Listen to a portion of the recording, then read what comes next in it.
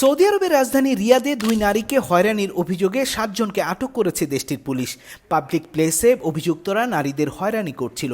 Video footage দেখে police অপরাধীদের শনাক্ত করে, তবে আটককৃতরা কোন কোন দেশের নাগরিক তা জানানো হয়নি। ৭ জনের বিরুদ্ধে আইনগত ব্যবস্থা নেওয়া হবে বলে জানিয়েছে দেশটির আইন শৃঙ্খলা রক্ষাকারী বাহিনী।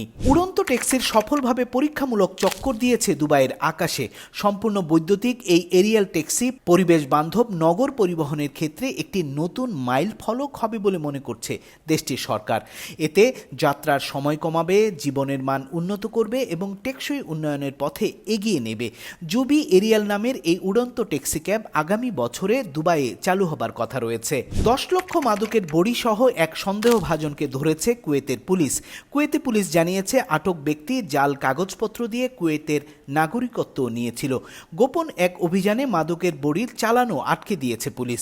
পুলিশ বলছে ক্যাপটাগন জাতীয় মাদকের বিস্তার মধ্যপ্রাচ্যের নানান দেশে চিন্তার কারণ হয়ে দাঁড়িয়েছে।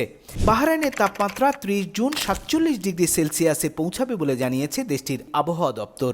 জুন ও জুলাইয়ে মধ্যপ্রাচ্যের দ্বীপ দেশটির তাপমাত্রা অনেক বেড়ে যায়। এ সময় নাগরিক ও বাসিন্দাদের নিতে হয় বাড়তি সতর্কতা। এদিকে জাবের আল সাবাহ হাইওয়েতে এক সড়ক দুর্ঘটনায় এক ব্যক্তি মারা গেছে বলে জানিয়েছে নিউজ অব বাহরাইন।